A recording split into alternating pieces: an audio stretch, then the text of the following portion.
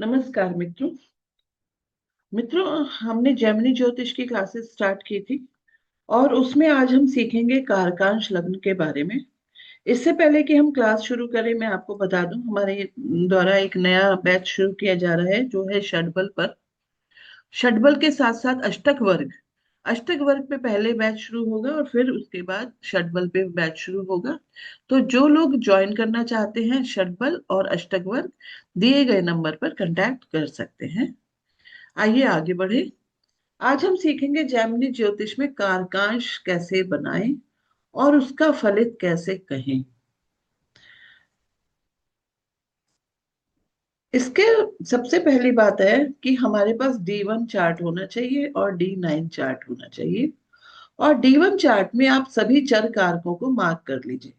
जैसे मैंने यहाँ पर एक धनु लग्न की कुंडली ली है और धनु लग्न की कुंडली में तीसरे भाव में बुध और शुक्र, चौथे भाव में सूर्य, पांचवें में गुरु और केतु और सातवें भाव में मंगल, आठवें भाव में शनि और चंद्रमा है 10वें भाव में और राहु है 11वें भाव में। ये है आपका D1 चार्ट जो मैंने लिया है प्रैक्टिस के लिए। अब यहाँ पर हमने क्या करना है, इसका D9 भी साथ में ले लेना है। अभी पता चलेगा कि हमने D9, D1 और D9 क्यों लिया। D1 में सारे कारक कौन कौन से कारक? आत्म कारक, अमात्य कारक, आत्म कारक, अमात्य कारक, भ्रातृ कारक, मातृ कारक, पितृ कारक या पुत्र कारक, जो भी कहते हैं आप। वैसे हम लोग पुत्र कारक कहते हैं। उसके बाद ज्ञाति कारक, ज्ञाति कारक के बाद दारा कारक। सभी को मार्क कर लीजिए जैसे मैंने यहाँ पर मार्क कर लिया। हमें मेनली ध्यान रखना है यहाँ कारकांश बनाते समय कि आत्म कारक कौन है। आत्म कारक यहाँ पर इस कुंडली में बुध देव है और जो तीसरे भाव में बैठे हैं। तो हमने D1 कुंडली में देखा कि आत्म कारक कौन है। ठीक है, हमें D1 में देखने से पता चल गया आत्म कारक बुध है। बुध D9 में कौन सी राशि में बैठे हैं? तो यहां देखने पर हमें पता चला कि D9 में बुध मीन राशि में बैठे हैं। बस यहीं से कारकांश लग्न शुरू हो जाएगा। तो कारकांश लग्न में मीन राशि बना देंगे क्योंकि आत्म कारक D9 में मीन राशि में बैठे हैं। तो कारकांश लग्न की जो राशि होगी वो मीन राशि होगी। तो कारकांश लगन में मीन लगन लेकर हमने यहाँ पर पूरा चार्ट लिख देना है।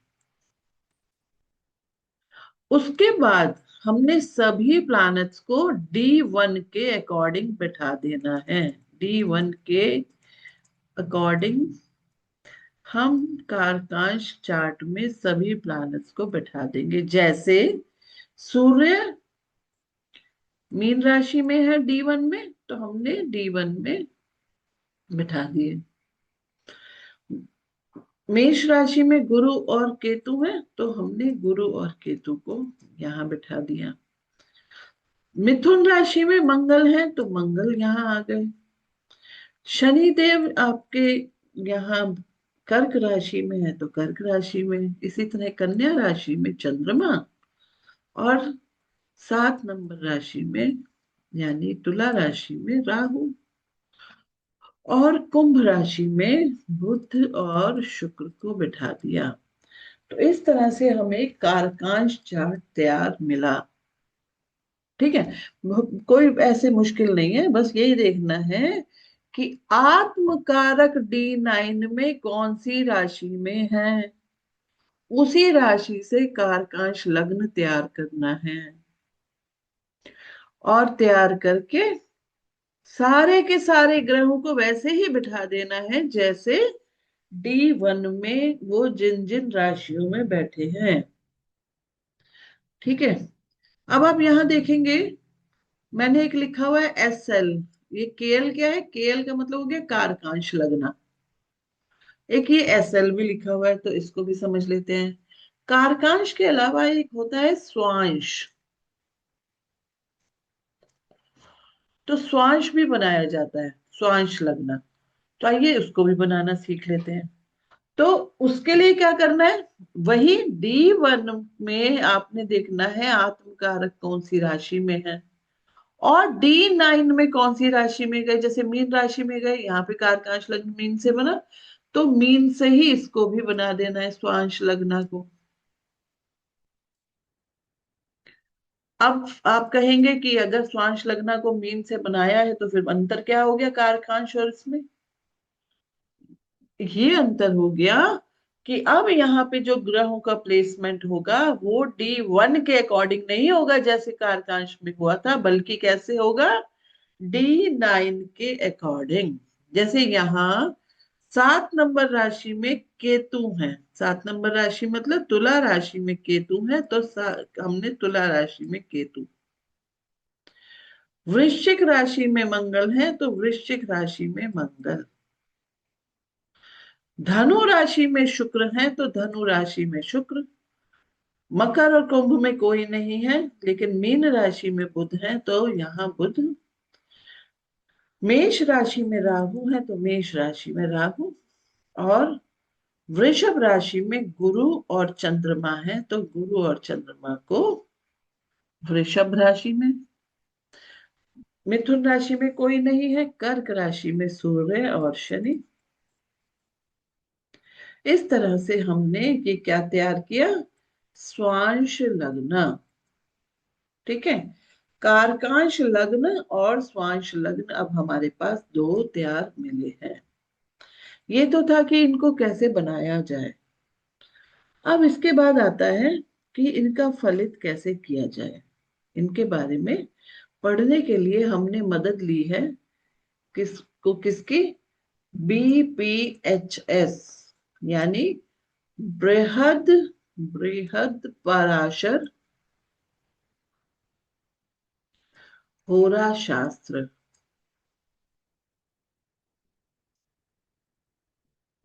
बृहद पराशर होरा शास्त्र, मैंने शायद स्पेलिंग गलत लिख दी, मैं यार स्पेलिंग ठीक कर देती हूँ।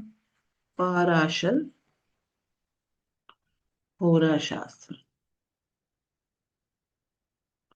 तो बृहद पराशर होरा शास्त्र से हम ये पता लगाएंगे कि जो हमने कारकांश लग्न बनाया है वो क्या कहता है। ठीक है, ये हमारे सामने बृहद पराशर होरा शास्त्र पुस्तक है। इसमें सबसे पहले हम इंडेक्स पे जाते हैं और ये पता लगाते हैं कि कारकांश के बारे में कौन से पेज पर दिया गया है। यहां से विषय सूची यानी कि इंडेक्स शुरू हो गया। तो हम इसमें स्क्रॉल करके देखते हैं कि कारकांश कहाँ दिए गए हैं। तो यहाँ देखिए 58 से जो लिखा है कारकांश फलम, 112 पेज पे। तो चलिए हम 112 पेज पर पहुंच जाएं। तो 112 पेज पर पहुंचने में हमें 1-2 सेकंड तो लगेंगे, 1-2 सेकंड से ज्यादा लग सकता है। चलिए हम स्क्रॉल करते हैं। आप सभी जानते हैं कि बृहद पराशर होरा शास्त्र जो है ये सबसे महत्वपूर्ण ग्रंथ है सभी ज्योतिषियों के लिए। हमें जाना है 112 पेज पर, 106, 107, 108, 9, 10, 11 और ये आ जाएगा 12। चलिए अब इसको स्क्रॉल करके चेक करते हैं कि कारकांश फल के में क्या कहा गया है। यहां लिखा है अथ कारकांश फल महा, जिसमें पहला श्लोक कहता है कि अब मैं श्लोक नहीं पढ़ूंगी, केवल हिंदी पढ़ूंगी, इसका अर्थ पढ़ूंगी। अब मैं कारकांश के स्वामी ग्रहों के फल को कह रहा हूं, जिसके संबंध मात्र से योग का फल प्राप्त होता है। दूसरा श्लोक कहता है आत्म कारकांश कुंडली में नवांश के अधिपति जिस राशि में हो उसके अनुसार फल होता है। अब ये जो दूसरा श्लोक है ये बताया गया है किसके बारे में कि कारकांश कुंडली आप कैसे बनाएं। वो कह रहे हैं आत्म कारकांश कुंडली में नवांश के अधिपति जिस राशि में हो उसके अनुसार फल कहना चाहिए। तो मेथड हो गया कि D1 में जो आत्मकारक D9 में जिस राशि में जाएंगे वही कारकांश कुंडली बनेगी। इसका अर्थ ये है। अब तीसरा श्लोक कहता है, मेष से मीन पर्यंत सभी राशियों का फल इस प्रकार है। चलिए पढ़ें।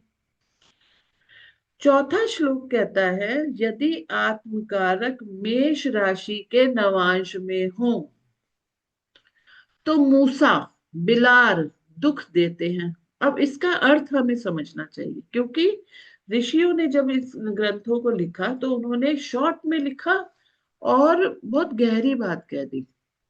अब उस समय के कॉन्टेक्स्ट में लिख दिया उन्होंने कि मूसा बिलार दुख देते हैं।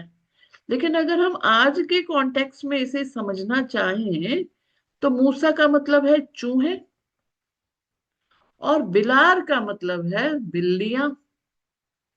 तो चूहा जो होता है एक बहुत छोटा जानवर है जो बिलों में घुसा रहता है, और बिलार जो है बिल्ली है। बिल्ली एक चालाक जानवर है। तो अब हम कैसे समझें इस चीज को? आज के कॉन्टेक्स्ट में हमें समझना है कि मूसा दुख देता है, तो मूसा दुख देने का मतलब हो गया कि छोटी छोटी परेशानियां कष्ट देती रहती हैं। अगर आत्मकारक मेष राशि के नवांश में हो तो छोटी छोटी परेशानियां आएंगी, और लगातार कोई ना कोई परेशानी छोटी छोटी लगी रहेंगी। ठीक है। पता नहीं कहाँ से आ गई, जैसे चूहों का होता है ना, बिल से पता नहीं कहाँ से निकाल आते हैं। इसी तरह से छोटी छोटी परेशानियां लगी ही रहेंगी। अब बिलार, बिलार को कैसे समझे?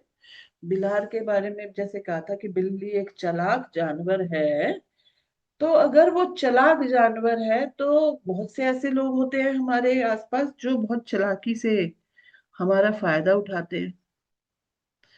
तो बस ये समझ लीजिए कि अगर आत्मकारक मेष राशि के नवांश में है तो आसपास रहने वाले चालाक लोग आपका फायदा उठाने की कोशिश कर सकते हैं और उससे आपको दुख की प्राप्ति हो सकती है। तो यहाँ लिखा है, यदि आत्मकारक मेष राशि के नवांश में हो तो मूसा यानी कि चूहे, बिलार यानी कि बिल्लियां कष्ट देती हैं। अब इसी तरह से अगला श्लोक पढ़ेंगे, उसका अर्थ पढ़ेंगे हम। शुभ ग्रह के योग से मूसा बिलार आदि सुख देते हैं। वो कह रहे कि ऐसा नहीं है कि हमेशा दुख ही देंगे, लेकिन अगर आत्मकारक जहां जिस राशि में है वो मेष राशि बनती है D9 में, और कारकांश लगन का लगन मेष राशि का बन जाता है, और उस लगन में शुभ ग्रह हो या शुभ ग्रह देख ले। ठीक है, मतलब समझ गए? इसको अभी हम चार्ट पे समझते हैं। जैसे हम इसको चार्ट खोल लेते हैं।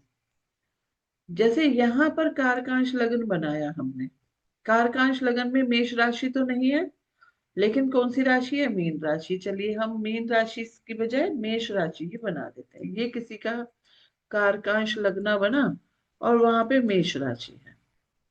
तो अगर यहाँ मेष राशि है तो जैसे बृहद पराशर होरा शास्त्र में कहा गया है कि कौन कष्ट देता है? मूसा यानी कि चूहे, और बिलाव मतलब बिल्ली। चूहे और बिल्लियों का खतरा रहता है। हमने कह दिया मूसा मतलब छोटी परेशानियां, और हमने बिल्ली को कह दिया चालाक लोग। मतलब ये कष्ट देते हैं, दुख देते हैं, लेकिन ये दुख नहीं देंगे अगर अगर लगन में शुभ ग्रह हो। तो शुभ ग्रह गुरु हो सकते हैं।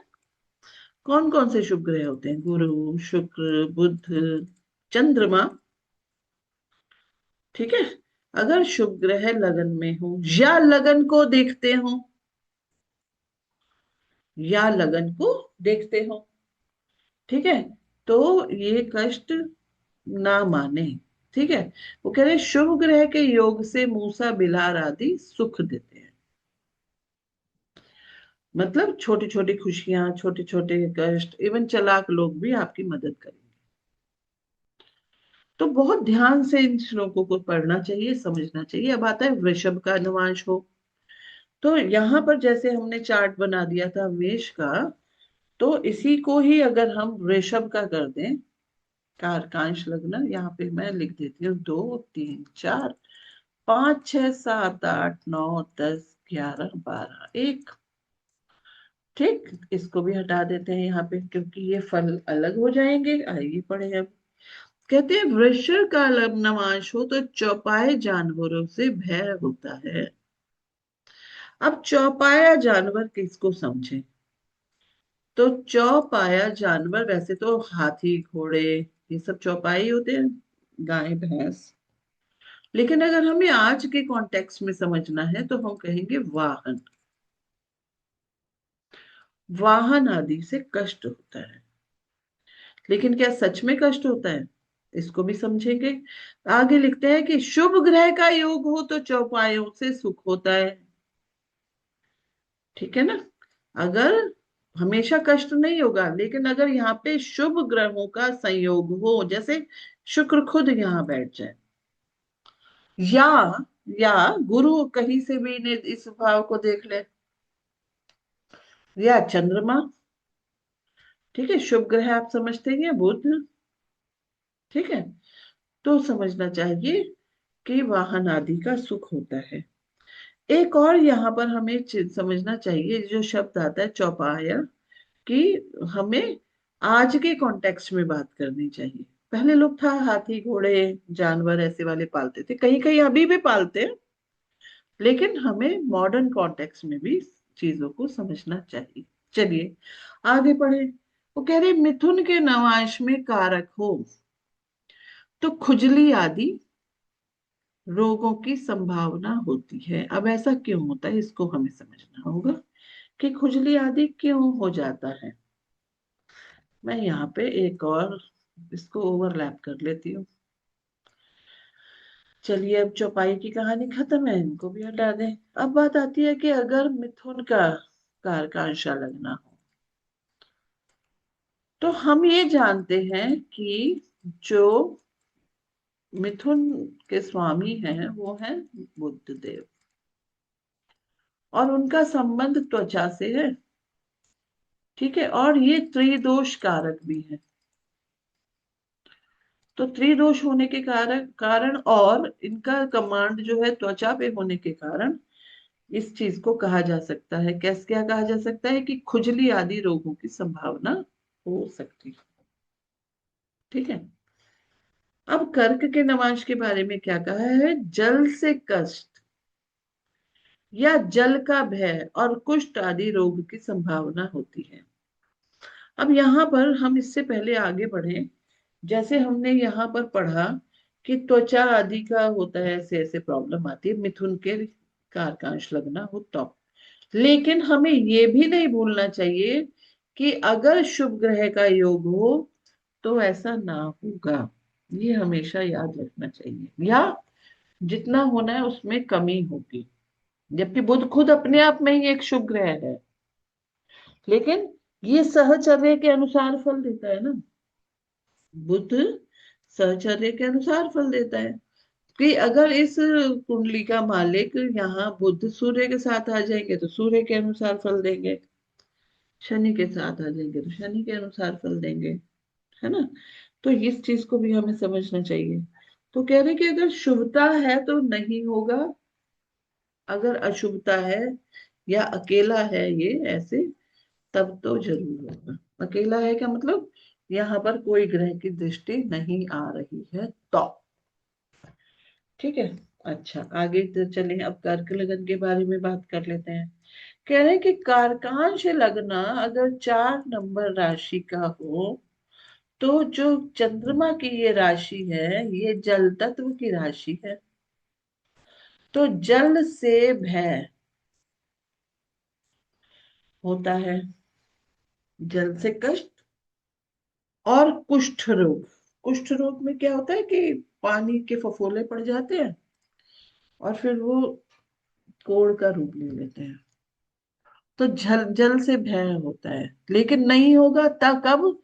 जब या तो चंद्रमा यही हो जाए या फिर कोई शुभ ग्रह इसे देख ले। ठीक है, तो ऐसा नहीं कहना चाहिए कि ऐसा होगा। ठीक है, चलिए पर हाँ, सावधान रहने की तो जरूरत है। यहाँ पे तो फल कहे गए हैं रॉ, मतलब रॉ का मतलब है कि कोई कंडीशन नहीं लगाई है। लेकिन अगर कंडीशन जैसे है शुभ ग्रह है, अगर पाप ग्रह है तो जरूर होगा। पाप ग्रह की दृष्टि हो जाए तो हो सकता है इंटेंसिटी उस कष्ट की बढ़ जाए, ये भी समझ जाना चाहिए। अच्छा, आगे देखिए। सिंह के नवांश में तो खाज आदि से भय होता है। शुभ ग्रह का योग हो तो शुभ फल होता है। देखिए, अब जैसे कर्क में भी लिखा था, रोग की संभावना होती है, लेकिन वो संभावना खत्म हो जाएगी कब, जब वो शुभ प्रभाव में आ जाएगा। इसी तरह सिंह के नवांश में खाज आदि का भय रहता है। ठीक है, तो यहां पर ये समझ लीजिए कि अगर सिंह का है, लेकिन अगर वो खुद स्वामी से दृष्ट है, शुभ ग्रहों से दृष्ट है, तो ना होगा, ये चीज नहीं होगी। ठीक है, तो यहाँ पर इन्होंने एक एग्जाम्पल के थ्रू एक कारकांश लगना बना के दिखाया हुआ है।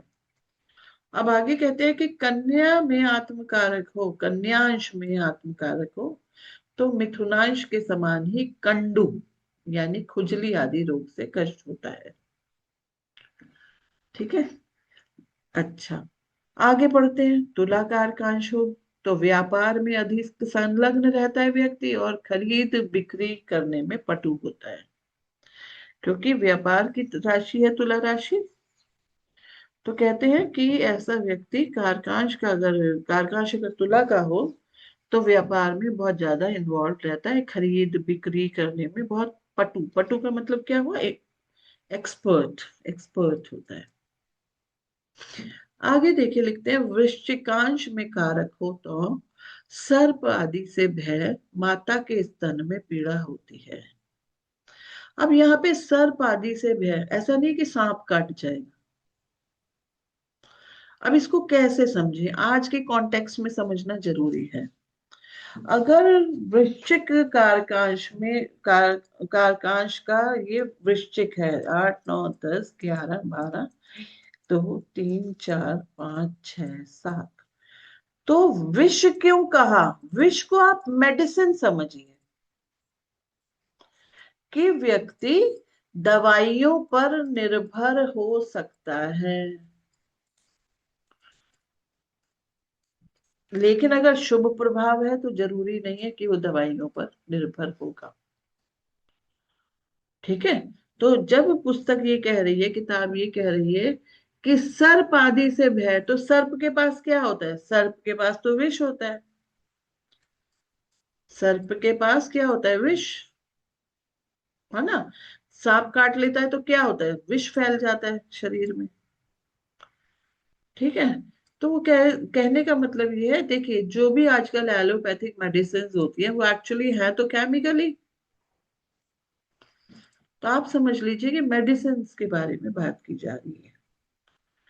ठीक, तो यहाँ पे क्या है कि माता के स्तन में पीड़ा होती है।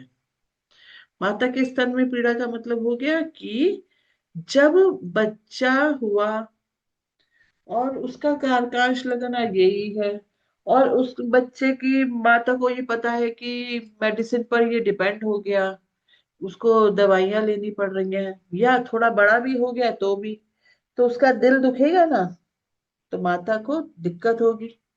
अब बच्चा बीमार है, बच्चा दवाइयों पे है, तो वो अपना दूध भी नहीं पिला पाएगी ना बच्चे को। ठीक है, तो ये बृहद पराशर होरा शास्त्र कहते हैं कि यदि वृश्चिक में कारक हो, यानी कि वृश्चिकांश में कारक हो, तो सर्प आदि से भय रहता है, माता के स्तन में पीड़ा होती है। थोड़ा सा मॉडर्न कॉन्टेक्स्ट में भी इस चीज को समझना चाहिए। आगे देखते हैं, धनु, धनु का कारकांश हो तो वाहन से गिरने का भय, ऊंचे से गिरने का भय, कॉपी और वस्तु संग्रही होता है। अब इसको बहुत इंपॉर्टेंट है, इसको पहले मैं यहां से जगह खाली कर लूं, फिर बताती हूँ। चलिए, अब इन्होंने कहा कि अगर धनु का कारकांश है, कारकांश लग्न धनु से बना तो क्या समझे। वो कह रहे हैं कि गिरने का भय, पहली, वाहन से गिरने का भय। ठीक है, यहां इन्होंने क्लियरली लिख दिया कि वाहन से गिरने का भय है, तो वाहन से गिरने का भय है, ठीक है। ठीक है। अब देखिए, जब वाहन भी कैसे होते हैं, एक तो होते हैं चार पहियों वाले वाहन, एक होते हैं दो पहियों वाले वाहन। तो चार पहियों वालों से तो गिरते नहीं है ना। ठीक है, दो पहियों वालों से गिरते हैं। तो जैसे साइकिल हो गई या मोटरसाइकिल हो गई या स्कूटर हो गया, तो उनसे गिर गए, उनसे गिरने का भय हो सकता है। वह ऊंचे से गिरने का भय, अब ऊंचे से गिरने का भय भी समझ जाइए। तो ऊंचे से गिरने का भय को हम कैसे समझें? से गिरने का भय, वैसे तो सिंपल सिंपल समझ आ रहा है कि किसी ऊंचाई पर है और वहां से गिर गए। लेकिन अगर हम ये कहें कि माना कोई व्यक्ति किसी ऑफिस में बहुत हाई पोस्ट पे काम करता है, लेकिन वो छोड़ दिया, मतलब छोड़ दिया या निकाल दिया गया, और फिर उसको वो पोस्ट नहीं मिली, हाई पोस्ट नहीं मिली, लेकिन बाद में उसको काफी लो पोस्ट पे काम करना पड़ रहा है, तो भी हम ये कहेंगे कि ऊंचे से गिरने का भय होता है। ठीक है। कॉपी का मतलब गुस्से वाला। वस्तु संग्रही का मतलब कि वो मटीरियलिस्टिक होगा, व्यक्ति क्या होगा, मटीरियलिस्टिक होगा, गुस्से वाला होगा। और जीवन में कभी ऐसा होगा जरूर कि उसको वो ऊंचाई से गिरे, यानी पोस्ट उसकी ऐसी हो जाए, या फिर वाहन से चोट लगे, वाहन से गिर जाए। अब आगे देखिए, मकर के बारे में बताया है। तो मकर को अगर हमें समझना हो तो पहले हमें यहाँ पर मकर राशि बना लेते हैं। तो यहाँ 10 लिख देती हूँ। तो मकर के लिए क्या बोला है? मकर भी जल तत्व की राशि है। मकर के अंश में कारक के होने से मूंगा आदि मछली एवं पक्षियों से लाभ होता है। इसको भी समझना चाहिए कि मूंगा, मूंगा क्या कहा है, मतलब रत्नों, रत्न होते हैं ना, जो रत्न ज्वारात, मूंगा, मछली और पक्षियों से लाभ होता है।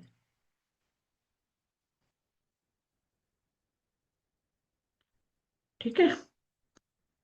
यहाँ पर क्लियर बात है कि यानी कि पानी से जो निकलने वाली चीजें हैं, पक्षी हैं, उड़ान लेने वाली चीजें हैं, उनसे लाभ होता है। पक्षी क्या लेते हैं, उड़ान लेते हैं ना। तो इसको ऐसे समझना चाहिए। कुंभ के अंश में अगर कारक हो तो तालाब आदि का रचयिता यशस्वी और धार्मिक होता है। अगर यही मकर ना हो के क्या हो, कुंभ हो, तो व्यक्ति बहुत धार्मिक हो जाता है, और वो कुएं, तालाब, ऐसी चीजें बनवाता है जिससे जनमानस को लाभ हो, जनमानस को लाभ हो।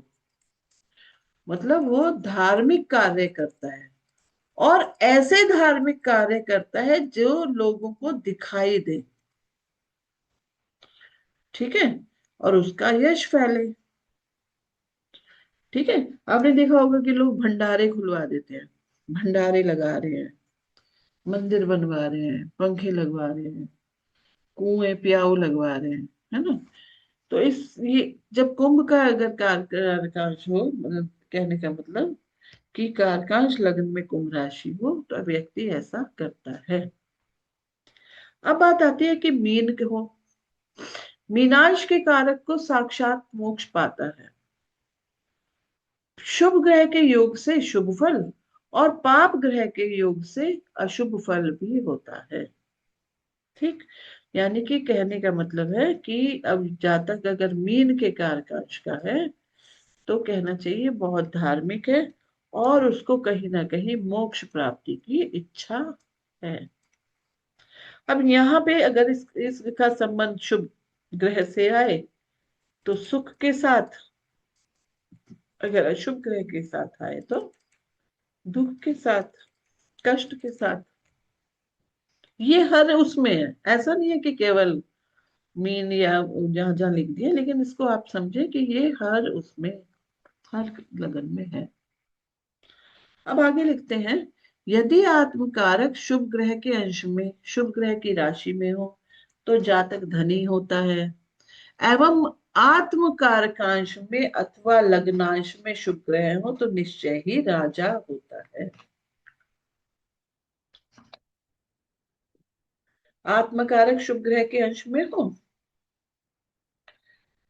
शुभ ग्रह की राशि में हो तो जातक धनी होता है, आत्मकारकांश में अथवा लग्नांश में शुभ ग्रह हो तो भी निश्चय ही वह राजा होता है।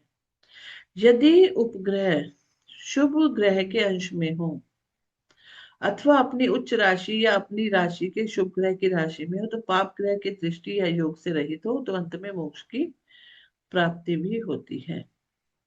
इस चीज को हम समझे। अब बोला है यदि उपग्रह,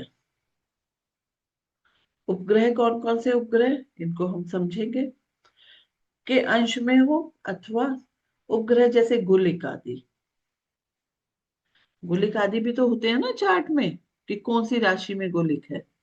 तो यदि उपग्रह शुभ ग्रह के अंश में हो अथवा अपनी उच्च राशि या अपनी राशि के शुभ ग्रह की राशि में हो, पाप ग्रह की दृष्टि या योग से रहित हो तो अंत में मोक्ष की प्राप्ति होती है।